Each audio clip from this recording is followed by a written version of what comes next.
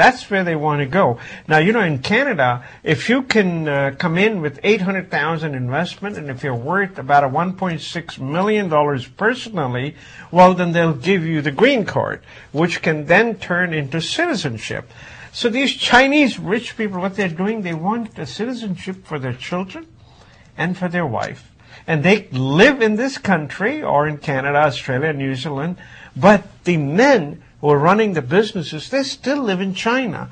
They occasionally come here and visit their wives and children. I mean, this is something they want to buy. More than 3,000 people have already done this year. But, overall, 10,000 of them have come in, these rich people.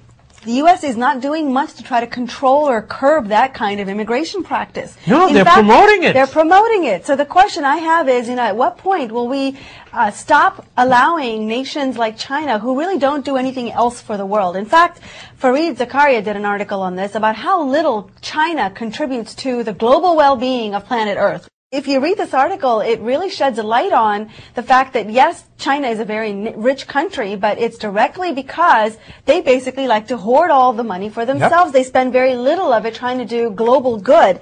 They need to help Europe. Well, I think they're certainly in a position to help Europe, but they haven't exactly gone out and reached out, except for nations like Brazil or Venezuela, where they're trying to make strategic ties. What's worrisome, says Fareed Zakaria in his article, is that China seems content to act narrowly and exclusively in its own interests, unconcerned about helping maintain global rules. It is happy to consume peace, stability, and free trade while doing little to produce any of these public goods. He's talking about that China is not as generous of heart as America is. That's why America is a very powerful country. In fact, you saw President Obama go to the Pacific Conference. He wanted to tell the South Pacific Asian countries that, look, we want to be on your side. So he went not only to sell United States to them, but he also said, I will open a base up there. And all they want is somebody just as big as China to support them, because these countries are scared of China. Well, it just makes you think that for all of the dependence we have on foreign oil, we should also wean ourselves of the dependence we have on China. That's right. We should. We should start making those underwear in North Carolina, like I always say, India is liberalizing their retail sector. In other words, they want the foreign investor to now come and own 51% of a retail location. And if they're a single brand like Walmart, you can even own 100% of it. Well, that's not sitting very well with some of the states. There are 28 states in India. Jayalalitha is from the south. And she says she's not going to allow any of these companies to come in and open any store. It is going to decimate the shopkeepers up there. I absolutely agree. I also read this story. It was in the Wall Street Journal, and it got a lot of buzz, even in the New York Times, because by releasing, basically allowing more foreign investment into the country, India is hoping that the money that comes in will finally help pave the way for new infrastructure, to lay down the groundwork. You'll have more free-flowing money. But the problem is all these mom-and-pop shops, which is one way that the population supports itself, all those mom-and-pop shops are going to be obliterated. Where are they going to go? I mean, you see what happens even in this country when Walmart comes in.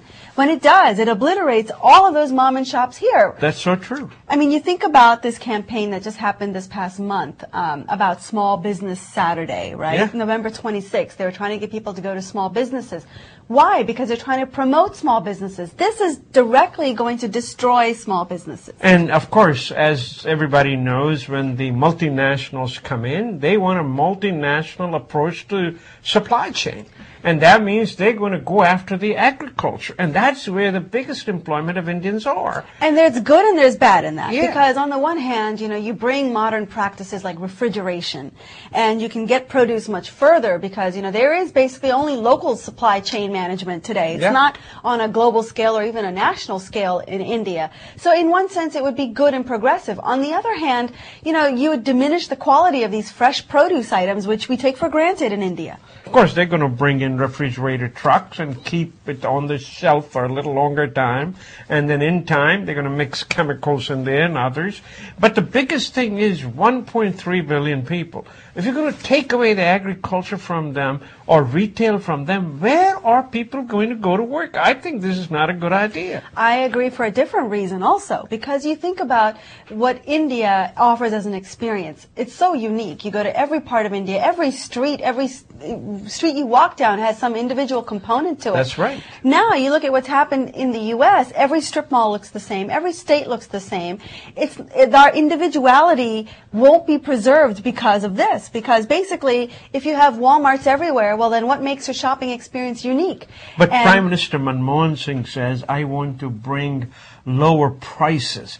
When Walmart will come in, it'll bring lower prices. Right now, inflation is killing the people. You know, I mean, again, there's a reason there, but I don't see that as a very strong reason. I really think the government needs to do infrastructure themselves and not having these big multinational companies pay for it. I agree. I think it's a cop-out of the Indian government not to take on these very big things. It's just a matter of prioritization. India has the money now. It just simply has not prioritized the right things. Folks, I read this story in the Washington Post, and in a way, I was really charmed by this. This is a story about how women, today's modern woman, is embracing many of the techniques that we remember from our grandmothers and great-grandmothers. Things like canning your own stuff, making your own jams, learning how to sew and cook, the things that we've basically given up when we became the modern working woman. And, you know, the reason is not because, you know, women have suddenly decided to be domestic all of a sudden. Some of it has to do with harsh economic times. The recession has forced many women to stop buying what is readily made, cheap and accessible in the stores and focus more on the home front. They're saving money by doing this. And many of them, because they're out of work or out of a job, simply have more time on their hands. So in a way, this trend has become a pop phenomenon. And in fact, there are now several authors who have written books in this domain, including The Hip Girl's Guide to Homemaking, which is basically the new domesticity scene. The vision for what it means to be a woman these days is not just to take care of herself in the office and in a career environment, it's also to take care of herself, basically take care of herself in the most fundamental of ways: cooking, eating, sewing, taking care of your family. I thought that was radical. You know, it's radically new or incredibly retro, depending on how you look at it.